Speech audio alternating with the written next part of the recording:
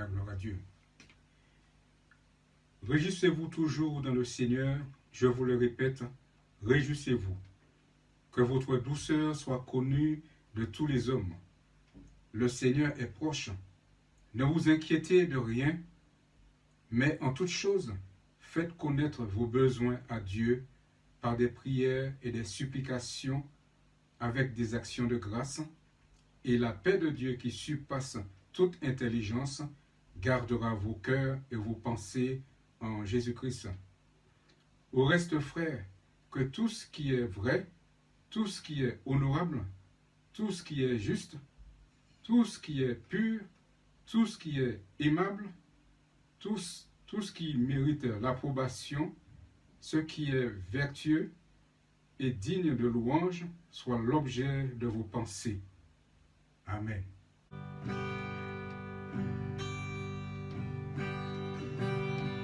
Bénis Dieu, ô mon âme, ô mon âme, rends gloire à son Saint-Nom. Oh, chante comme jamais, ô mon âme, rends gloire à son Saint-Nom. Voici l'aube d'un jour nouveau.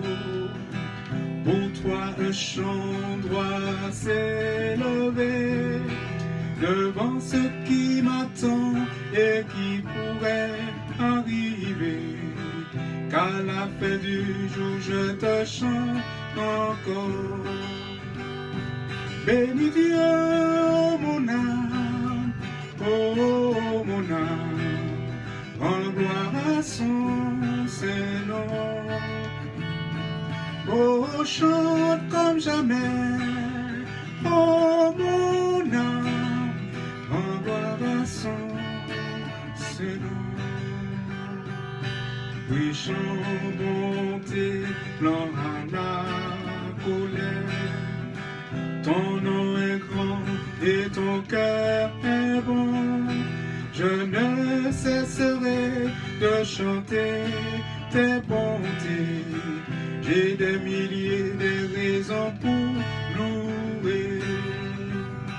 Bénis Dieu, ô mon âme, ô mon âme, rends gloire à son Saint-Nom. Oh, chante comme jamais, ô mon âme, rends gloire à son Saint-Nom. Un jour viendra, je n'aurai plus de force. Mon heure venue, la fin sonnera. Pourtant mon âme chantera tes louanges pendant des milliers d'années, oui, sans fin. Bénis Dieu, ô mon âme, ô mon âme, rends gloire à son Saint-Nom. Oh, chante comme jamais, oh mon âme, rends gloire à son Saint-Nom. Bénis Dieu, oh mon âme, oh mon âme, rends gloire à son Saint-Nom. Oh, chante comme jamais, oh mon âme, rends gloire à son Saint-Nom.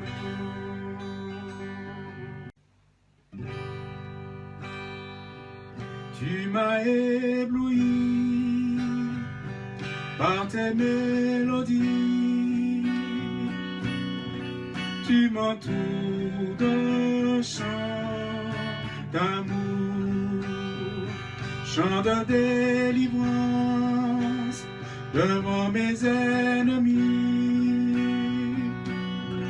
Toutes mes craintes s'enfuient.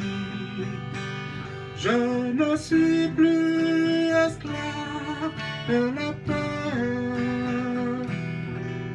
Je suis enfant de Dieu.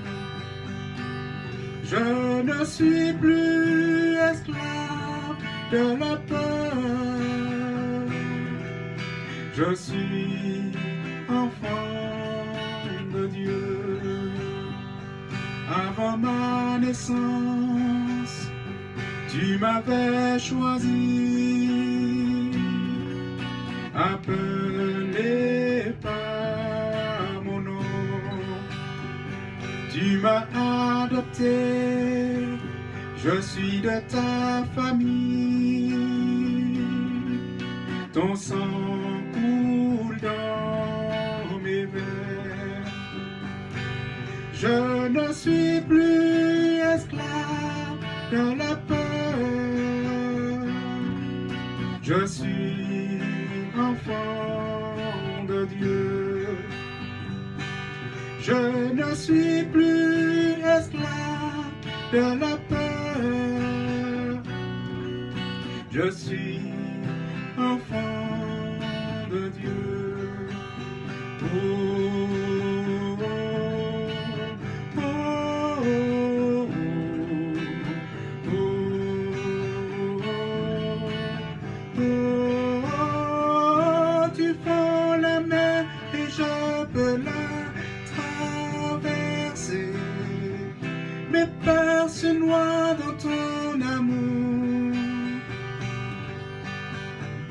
Tu m'as sauvé, alors je peux chanter. Je suis enfant de Dieu. Tu fends la mer et je peux la traverser. Mes peurs se noient dans ton amour. Tu m'as sauvé, alors je peux chanter. Je suis enfant de Dieu. Je suis enfant de Dieu. Je suis enfant de Dieu. Les étoiles ont pleuré, le soleil s'est voilé, car le sauveur du monde était tombé. Son corps sur une croix, son sang versé pour moi, sur ses épaules le poids de nos péchés. À son tout dernier souffle, le ciel s'est détourné, le Fils de Dieu gisait dans les ténèbres. Une guerre dans le tombeau, livrée contre la mort, pour terrasser l'enfer à jamais. Alors la terre trembla, la pierre fut roulée, l'amour parfait n'a pu être vaincu. Mort, où est ton pouvoir? Le roi ressuscité a remporté la victoire. À jamais il est glorifié, à jamais il est élevé, à jamais ressuscité. Il est vivant, il est vivant.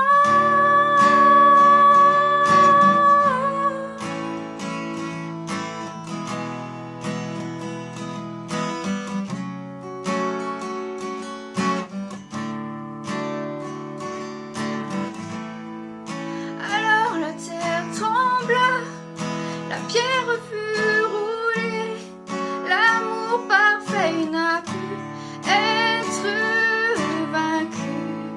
Mort, où est ton pouvoir? Le roi ressuscité a remporté la victoire. À jamais il est glorifié, à jamais il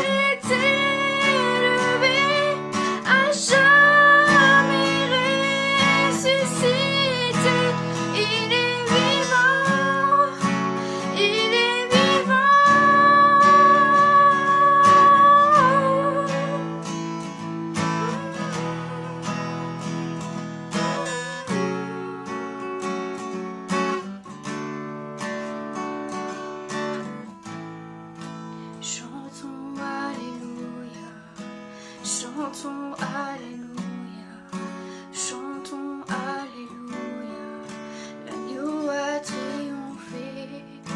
Chantons Alléluia, chantons Alléluia, chantons Alléluia, l'agneau a triomphé. Chantons Alléluia, chantons Alléluia, chantons Alléluia,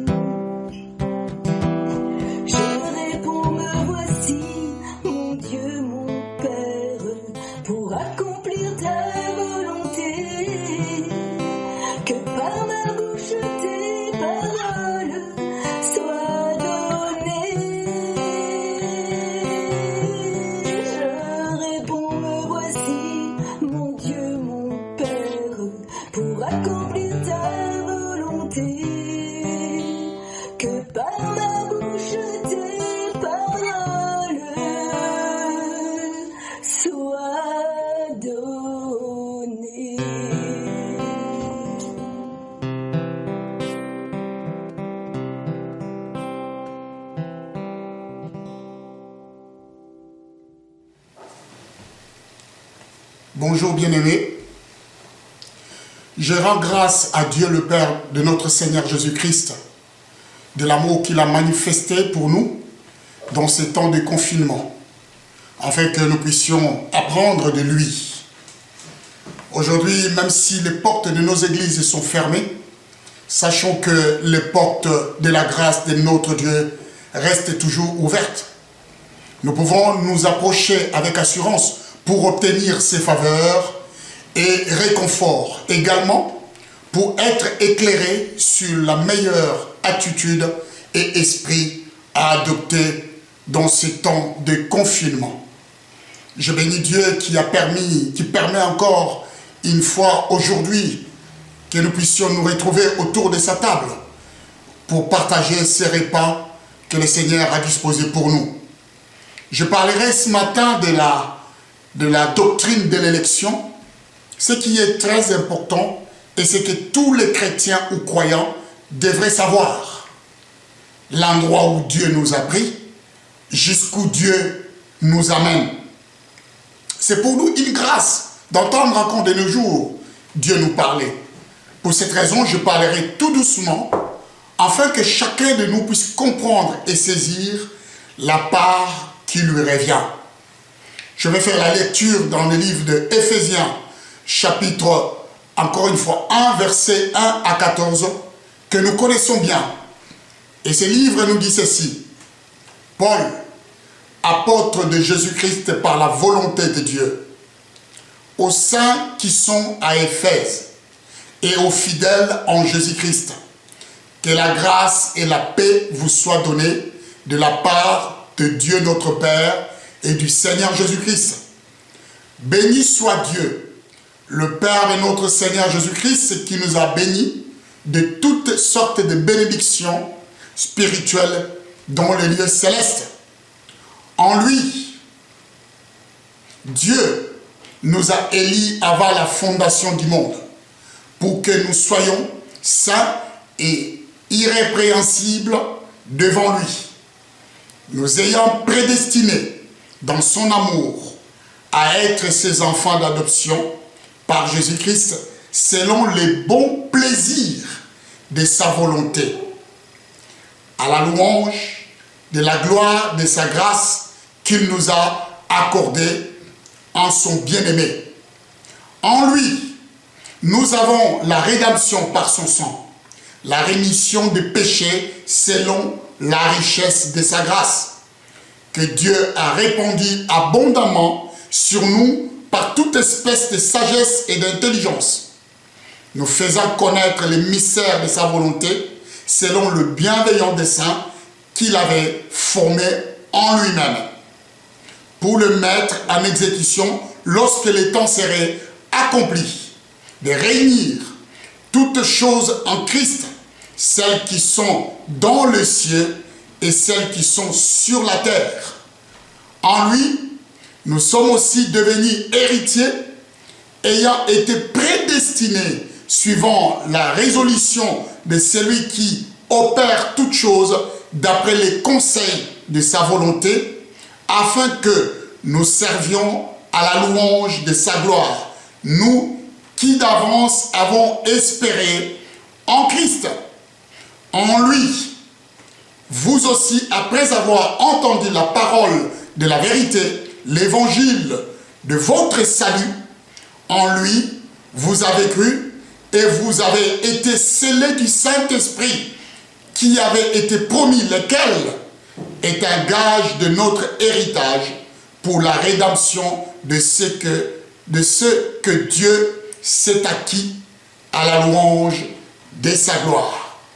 C'est dans le livre de Éphésiens, chapitre 1, versets 1 à 14. Nous connaissons bien cette parole. Nous allons essayer, avec l'aide du Saint-Esprit, comme il est écrit, à sonder. Je disais tout à l'heure que je vais nous parler de la doctrine de l'élection.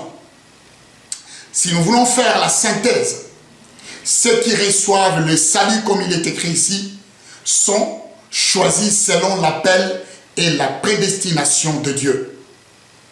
Lorsque j'entends cette parole résonner dans mon esprit, je comprends une seule chose, que les personnes que Dieu accorde les saluts, ce sont les personnes qui, encore une fois, qui ont été choisies selon l'appel et la prédestination de Dieu.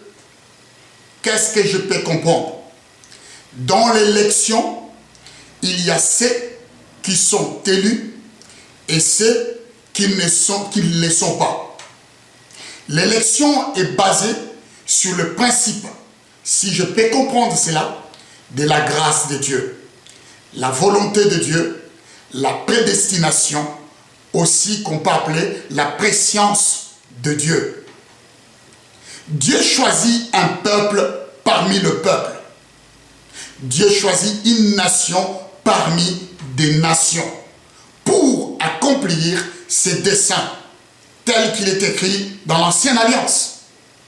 Si nous venons dans la Nouvelle Alliance, sous la Nouvelle Alliance, l'élection qui est définie par les saluts, comme nous l'avons lu, apparaît comme une destinée à ce que Dieu a choisi. Nous pouvons le voir clairement dans le livre d'Éphésiens chapitre 1, versets 4 à 5. Je reprends. Sous la Nouvelle Alliance, l'élection est définie par le salut. Il apparaît comme une destinée à ce que Dieu a choisi. Et nous lisons clairement ce qui est marqué. En lui, Dieu nous a élus avant la fondation du monde pour que nous soyons saints et irrépréhensibles devant lui. Nous ayant prédestinés dans son amour à être ses enfants d'adoption par Jésus-Christ, selon le bon plaisir de sa volonté. Selon le bon plaisir de sa volonté. Le verbe élire, qu'on peut lire en grec élus, signifie choisir hors d'eux.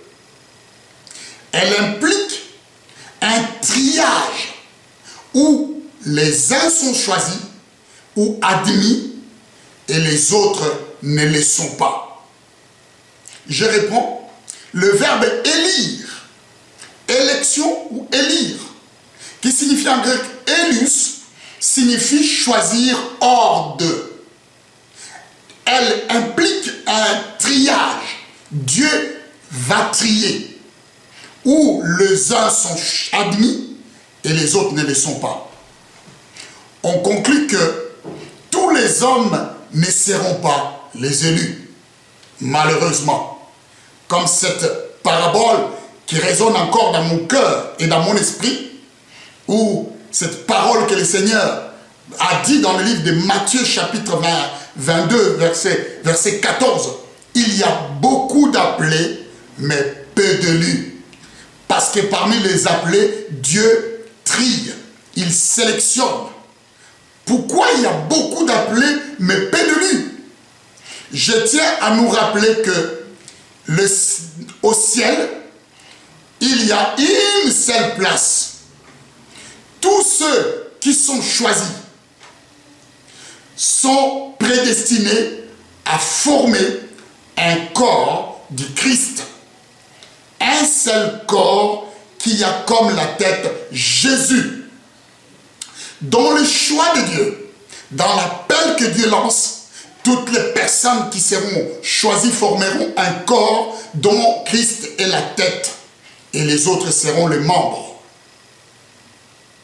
Autant il y aura des milliers de chrétiens élus, tous formeront un corps qui sera attaché à la tête qui est le Christ pour former un seul corps. Jusque-là, j'espère que je me fais comprendre. Nous avons cette destinée. Dans le verbe prédestiné, le verbe prédestiné signifie limité d'avance. C'est Dieu qui pose ses limites.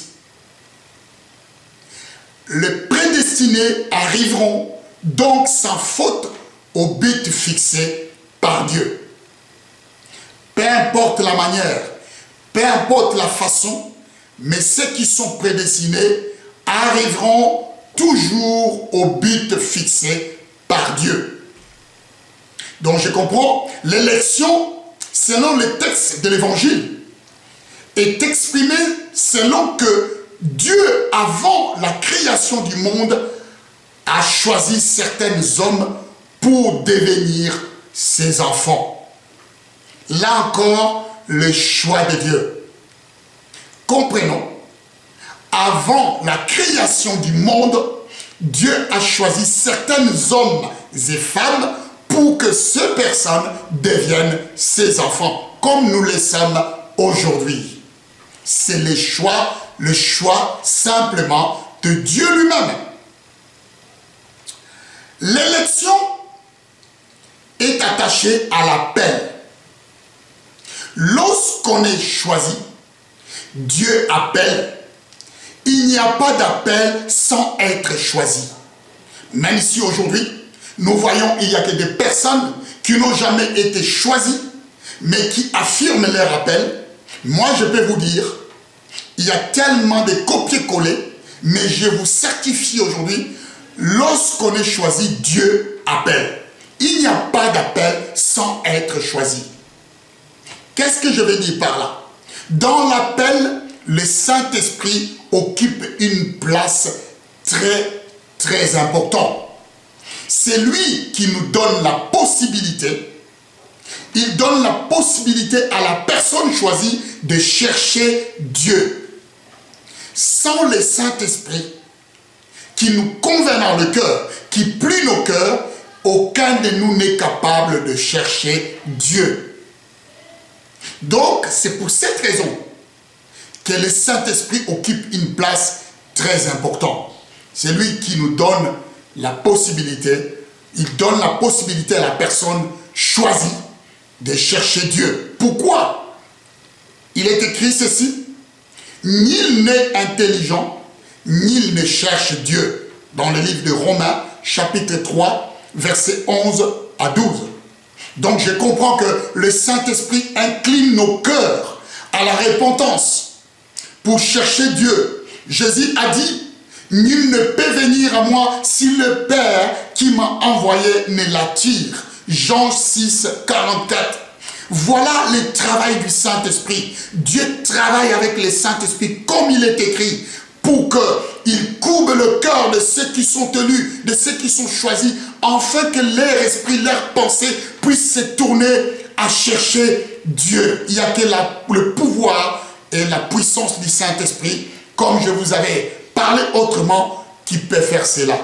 Nul n'est intelligent, nul ne cherche Dieu. Sans le Saint-Esprit, personne n'aura le courage ni le pouvoir de chercher Dieu. Il n'y a que lui qui incline nos cœurs pour que nous puissions, encore une fois, chercher le Seigneur. Dans l'élection, Dieu nous a connus d'avance. Tu n'es pas un étranger. Tu n'es pas une étrangère devant Dieu. Il t'a connu avant même ta petite existence. Ton nom résonnait déjà dans sa pensée. Et il l'avait déjà inscrit dans les livres de vie. Parce qu'il te connaissait avant que tu existes, avant ta petite existence. Pour comprendre cela, la Bible dit qu'il est écrit que, écoutez bien, dans le livre d'Apocalypse, chapitre 17, verset 8, comprenez bien, quand je dis que Dieu t'a connu d'avance, avant ta petite existence, et ton nom résonnait déjà dans sa pensée, et il avait déjà inscrit dans le livre de vie ton nom. Nous allons lire ce livre que je citais, d'Apocalypse. Il est écrit: la bête que tu as vue, et elle ne plus. Elle doit monter de l'abîme et aller à la perdition. Et les habitants de la terre, ceux dont le nom n'a pas été écrit dans dès la fondation du monde dans les livres de vie, c'est ton héros, envoyant la bête parce qu'elle était et qu'elle ne plus, et qu'elle réapparaîtra. Quelle est la pensée de l'auteur? Qu'est-ce qu'il voyait, Jean? Dieu lui montrait qu'il y avait un certain nombre des habitants de la terre. Ces habitants n'ont pas été choisis. Dieu ne les connaissait pas. Jamais leur nom avait figuré dans le livre de vie. Comme c'est dont le nom n'a pas été écrit de la fondation du monde dans le livre de vie. Donc il y a des personnes qui ne seront pas choisies. Il y a des personnes qui sont prédestinées à la mort que Dieu ne connaît pas. Si aujourd'hui Dieu t'a choisi, tu as une grâce particulière. Quelle grâce d'être un enfant de Dieu. Voilà pourquoi je voudrais nous rappeler d'où nous sommes sortis, où Dieu nous a ramassés et où Dieu veut nous amener. Cette identité doit nous coller à la peau parce que c'est une grâce. Il y a des milliers de personnes qui sont soumis à cette bête qui l'adoraient et ils étaient dans l'étonnement de la voir disparaître. Leur destin était scellé avec celle de la bête. Parce que ces personnes-là n'ont jamais, Dieu n'a jamais écrit leur nom dans les livres de vie. Je vais dire par là, réjouis-toi, parce que Dieu te connaît et t'a choisi. Il y a les habitants de la terre qui n'ont jamais été choisis et dont leur nom n'a pas été inscrit avant la fondation du monde dans les livres de vie. Est-ce cela une injustice? Il y a des gens qui peuvent dire pourquoi Dieu a choisi des gens, il a choisi tel et il n'a pas choisi tel autre. Je rappelle que l'élection s'est faite selon la grâce de Dieu, selon sa volonté. Comme il est écrit, il fait grâce à qui il fait grâce, miséricorde à qui il veut faire miséricorde. Notre Dieu est souverain. Il fait ce qu'il veut, comme il veut, quand il veut, de la manière dont il veut. Si tu es là aujourd'hui, c'est que ton nom était inscrit avant la fondation du monde. Ce qui veut simplement dire, avant que le monde soit créé, Dieu connaissait ton nom. Dieu connaissait mon nom, les jours et la date de ton intronisation sur cette terre. Avant la fondation du monde, le monde n'était pas encore créé. Dieu te connaissait, Dieu me connaissait, il connaissait les jours et la date de ton intronisation sur cette terre. D'abord, d'ailleurs, cela a été révélé dans le livre de Jérémie. Quand Dieu lui dit, avant que je t'eusse formé dans le ventre de ta mère, je te connaissais. Et avant que tu fusses sorti de son sein, je t'avais, encore une fois, consacré. Je t'avais établi. Quelle grâce! Quel privilège! Nous étions avec Dieu avant la fondation du monde. Ce qui veut dire, bien-aimés, nous sommes plus vieux que le monde. Ça, c'est quelque chose d'exceptionnel. Avant même que le monde existe, nous existions. Et Dieu nous connaissait. Voilà ton identité. Dieu te connaît. Dieu me connaît. Dieu nous connaît. Alors qu'à côté, il y a des personnes qui ne sont même pas connues par Dieu. Ces choix des critères du choix de Dieu, nous pouvons en parler aussi. À partir de quels critères Dieu choisit les uns et pas les autres? Ça, c'est la question que je me pose, ou nous pouvons nous poser. Parce que nous reconnaissons notre faiblesse. Quand tu reconnais ta faiblesse et que tu tournes le Saint-Esprit tourne ton cœur à ce que tu puisses te repentir, tu entres dans cette grâce, dans ces critères des choix de Dieu. Il est écrit ceci. Nous tous aussi, nous étions de leur nombre. Quel nombre? Nous étions du nombre de ceux qui adoraient la bête et qui étaient impressionnés par la bête qui vivait dans le monde. Nous tous aussi, nous étions de leur nombre.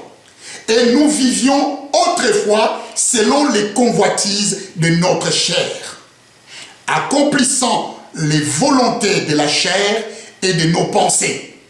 Et nous étions par la nature des enfants de la colère, comme les autres, comme ceux qui se sont vus leur nom pas être inscrits dans le livre de vie de Dieu.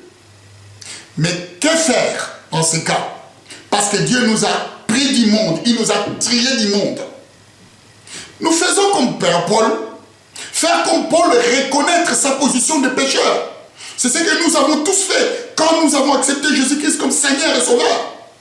La Bible dit ceci, c'est une parole certaine et entièrement digne d'être reçue. C'est Paul qui parle à Timothée.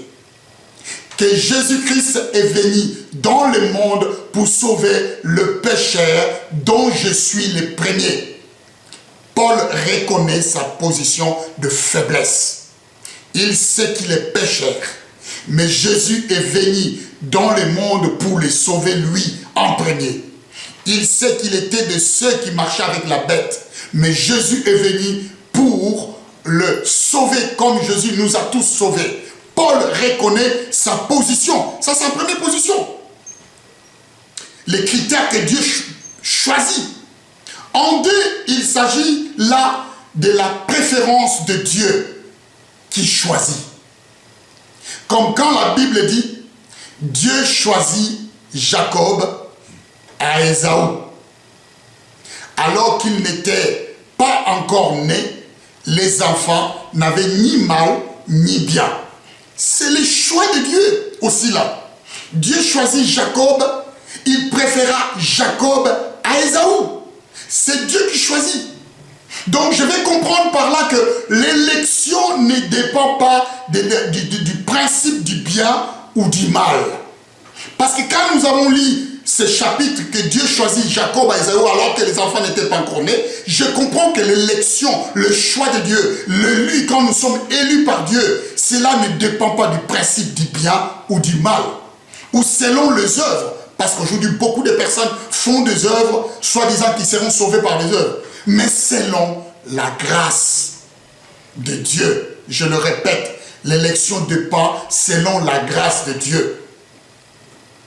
Charis en grec, ce qui veut dire selon la faveur de Dieu, selon la générosité de Dieu, selon le bon plaisir de Dieu, selon la bienveillance de Dieu.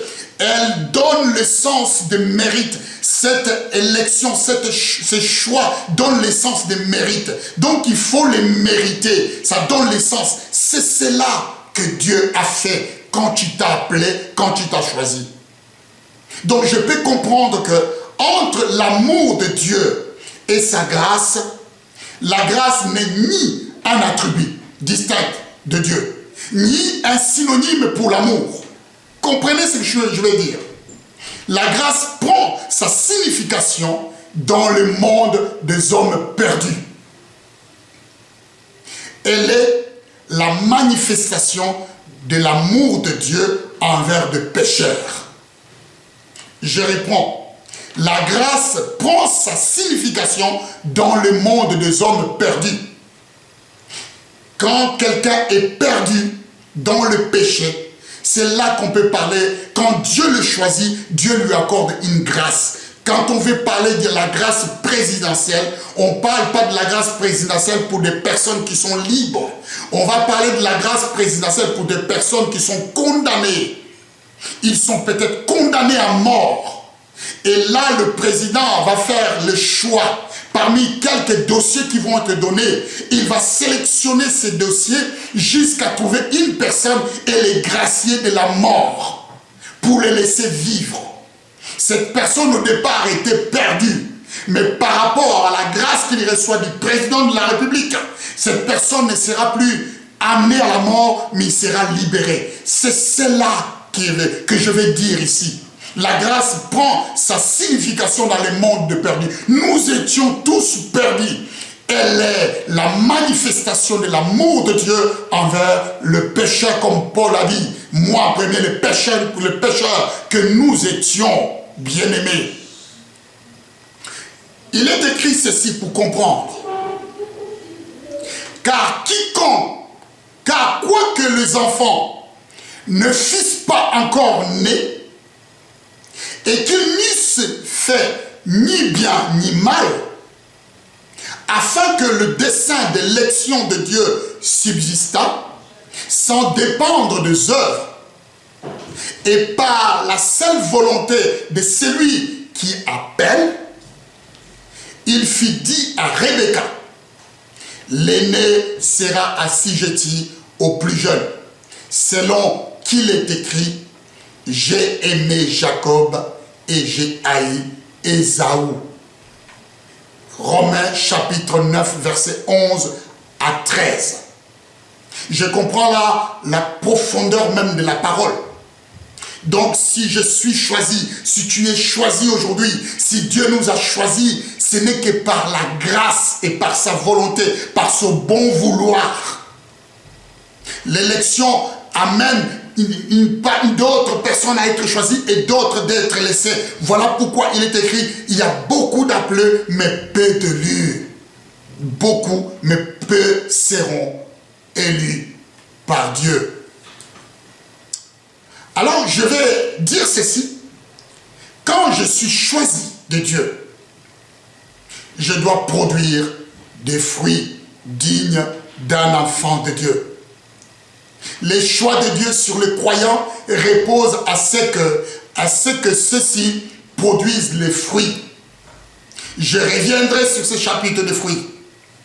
Ce n'est pas vous qui m'avez choisi, mais moi, je vous ai choisi et je vous ai établi afin que vous alliez et que vous portiez du fruit et que votre fruit demeure, afin que ce que vous demanderez au Père en mon nom, il vous les donne. Jean chapitre 15, verset 16. Si nous analysons le verbe connaître d'avance, comme c'était cité dans le livre de Éphésiens, nous allons comprendre une chose. Dans l'optique biblique, connaître veut dire s'intéresser à quelqu'un. Donc, si la Bible dit Dieu nous connaissait d'avance, ça veut simplement dire que Dieu s'intéressait d'avance à toi et à moi. S'intéresser à quelqu'un. Ça signifie aussi que signer avec la personne par un lien affectueux. Dieu a tant aimé le monde. Il nous a donné le Christ pour que nous puissions fusionner, pour que nous puissions entrer en contact, que nous puissions signer avec lui dans un lien affectueux. C'est cela l'amour du Père.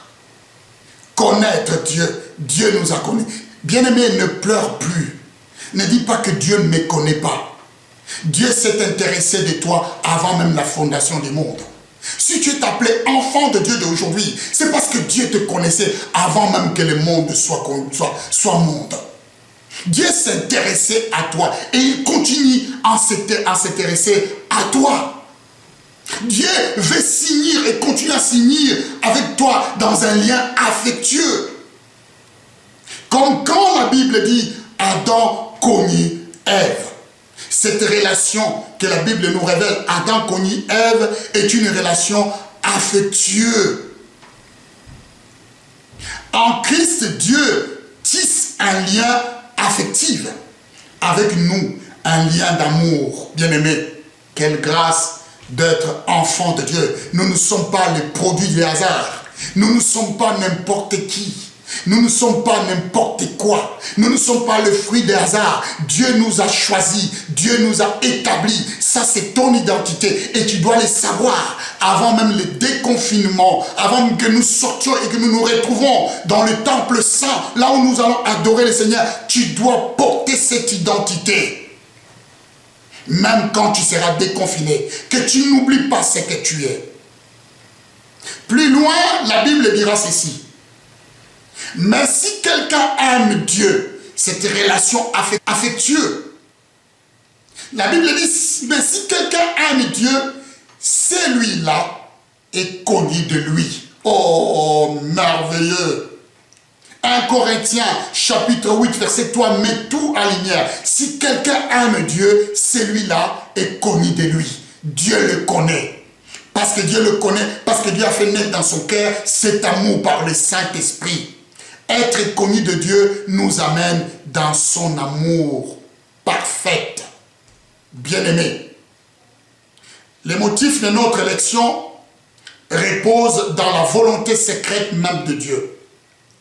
Ce que Dieu fait est toujours conforme à sa justice et à son amour. La Bible dit ceci. Ô homme, toi plutôt, qui es-tu pour contester avec Dieu?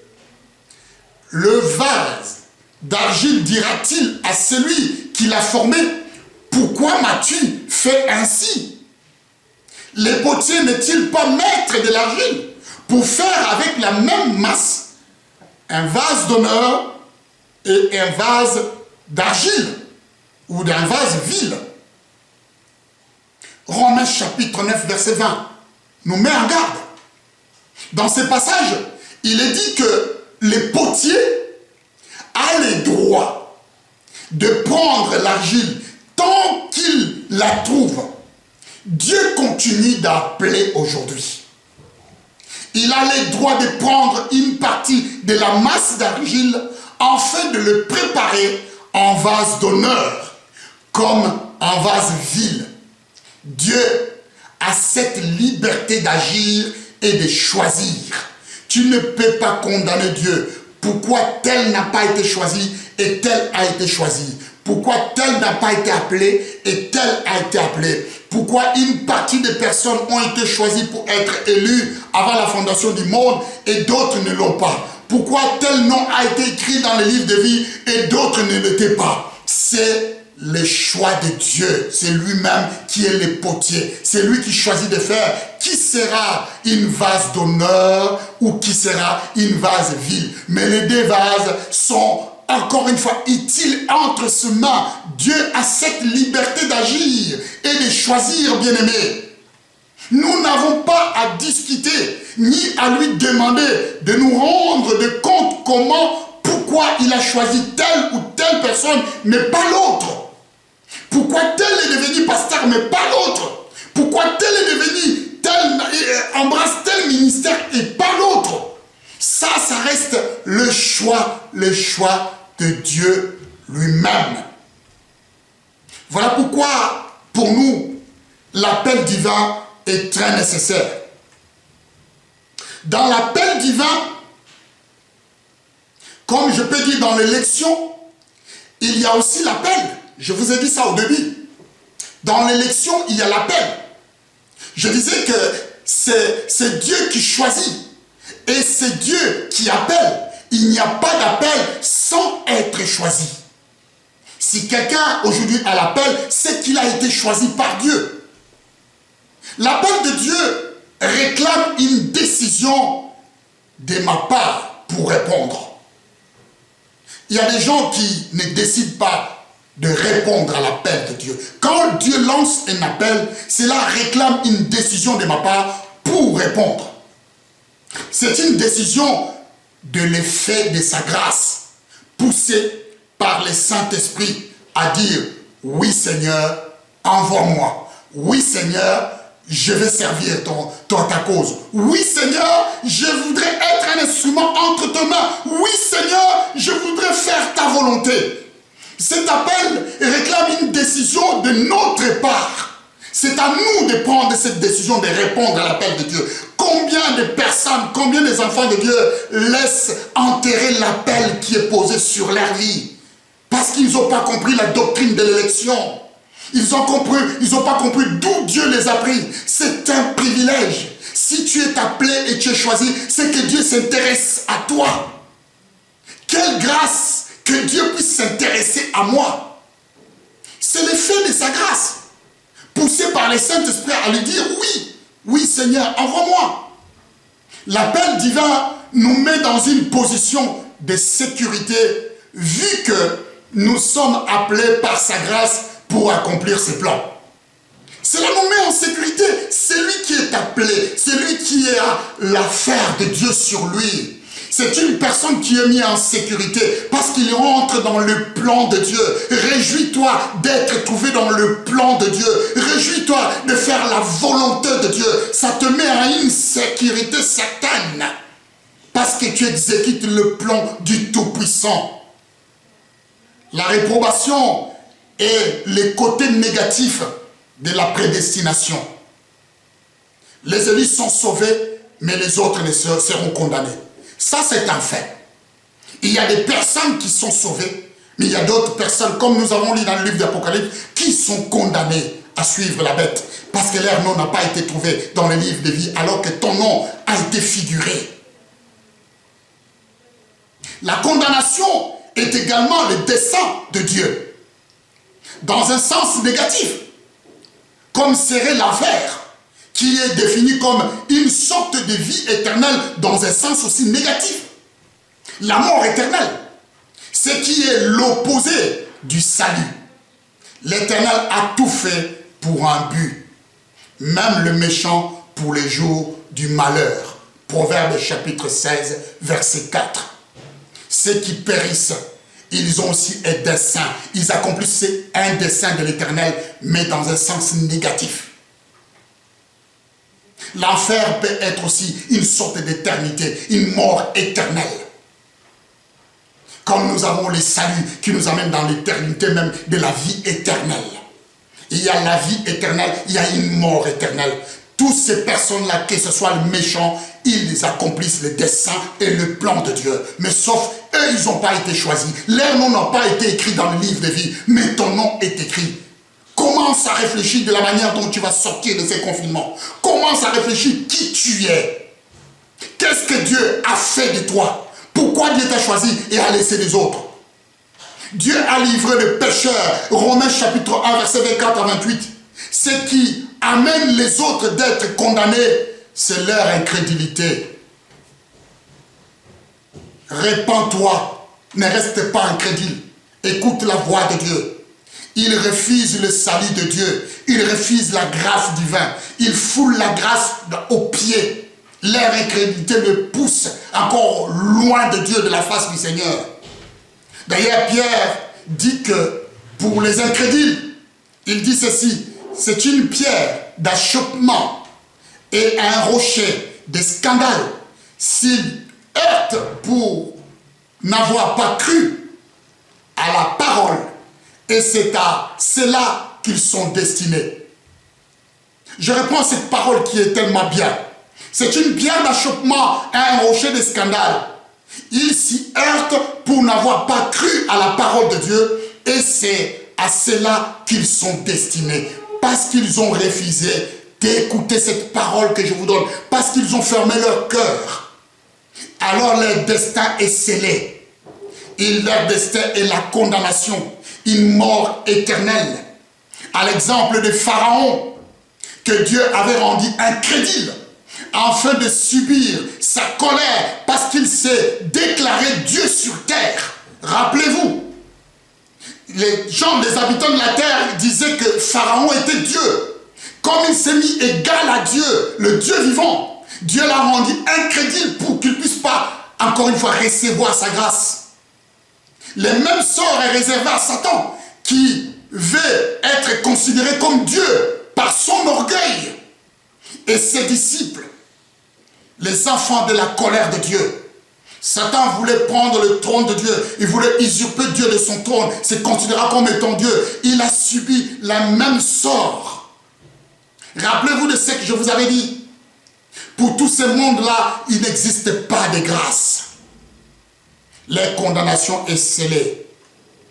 À l'exemple de Judas, Pilate, Caïphe et les autres ont été les agents exécutifs du plan de Dieu dans la prédestination négative de Dieu. Tous ces mondes-là, ils ont accompli le plan de Dieu dans encore une fois, dans la prédestination négative de Dieu.